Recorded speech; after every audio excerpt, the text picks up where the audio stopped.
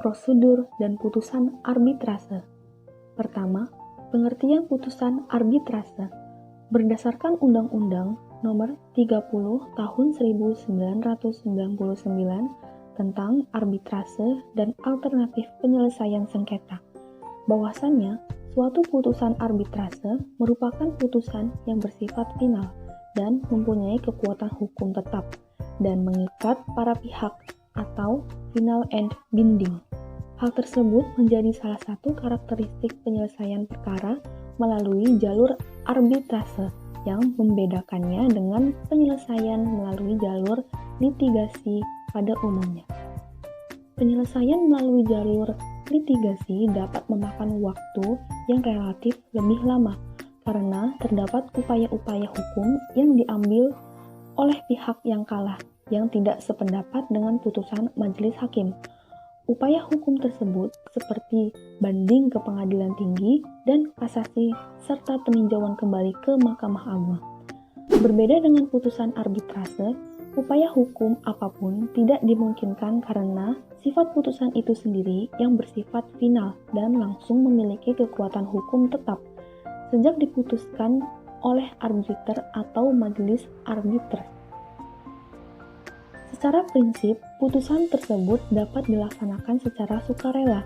Namun, apabila tidak dilaksanakan secara sukarela, maka dapat meminta bantuan pengadilan dalam melaksanakan eksekusi.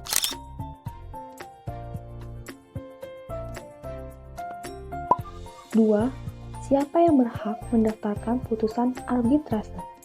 Muncul pertanyaan terkait pihak mana yang berwenang untuk mendaftarkan putusan arbitrase tersebut. Apakah pihak pemohon dalam perkara arbitrase atau pihak yang menang? Karena mungkin saja pihak pemohon dalam perkara arbitrase tersebut merupakan pihak yang kalah atau merupakan pihak yang tidak setuju dengan putusan majelis arbiter tersebut. Jika hal tersebut terjadi, maka terdapat kemungkinan bagi pemohon untuk tidak mendaftarkan putusan arbitrase tersebut, karena dengan tidak didaftarkannya putusan tersebut, maka putusan arbitrase tersebut tidak dapat dieksekusi atau dilaksanakan. Penyusun undang-undang arbitrase ini sepertinya telah mengakomodir kekhawatiran tersebut karena secara jelas dan tegas dalam pasal 59 disebutkan dalam waktu paling lama 30 hari terhitung sejak tanggal putusan diucapkan, lembar asli atau salinan otentik putusan arbitrase diserahkan dan didaftarkan oleh arbiter atau kuasanya kepada panitera pengadilan negeri. Dengan demikian, maka pihak yang berwenang untuk melaporkan dan mendaftarkan putusan arbitrase tersebut yaitu arbiter, lembaga arbitrase atau kuasanya. 3. Syarat formil. Hal yang tidak diatur dalam Undang-Undang Arbitrase dan menimbulkan pertanyaan yaitu mengenai teknis pengajuan pendaftaran tersebut. Apakah permohonan diajukan secara tertulis atau lisan? Dengan tidak adanya pengaturan untuk hal tersebut, maka dapat diasumsikan pendaftaran dapat diajukan secara tertulis ataupun lisan. Panitera pengadilan yang menerima permohonan pendaftaran putusan arbitrase nantinya akan memberikan catatan atau tanda tangan pada bagian akhir atau pinggir putusan. Dengan telah didaftarkannya putusan arbitrase, maka putusan tersebut bersifat autentik dan dapat dijalankan sebagaimana putusan pengadilan yang telah berkekuatan hukum tetap atau inkreh. Pengaturan mengenai pendaftaran putusan arbitrase dalam kurun waktu 30 hari sebagaimana diatur dalam pasal 59 berlaku secara mutlak, karena dengan tidak dipenuhinya ketentuan tersebut, mengakibatkan putusan arbitrase tersebut tidak dapat dilaksanakan. Bukti adanya catatan atau tanda tangan pada bagian akhir atau pinggir putusan tersebut merupakan bukti telah dilakukannya kewajiban untuk mendaftarkan dan putusan dapat dilaksanakan. Dengan telah didaftarkannya putusan arbitrase tersebut, maka pihak-pihak dalam perkara wajib untuk melaksanakan putusan tersebut.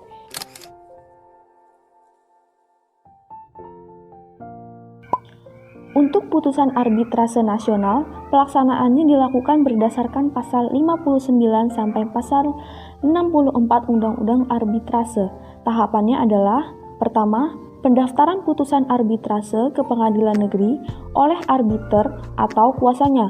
2. Permohonan eksekusi kepada panitera pengadilan negeri.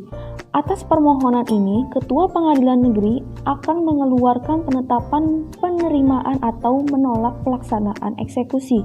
Setelah ada penetapan ini, maka putusan arbitrase tersebut dilaksanakan sesuai ketentuan pelaksanaan putusan dalam perkara perdata yang putusannya telah mempunyai kekuatan hukum tetap.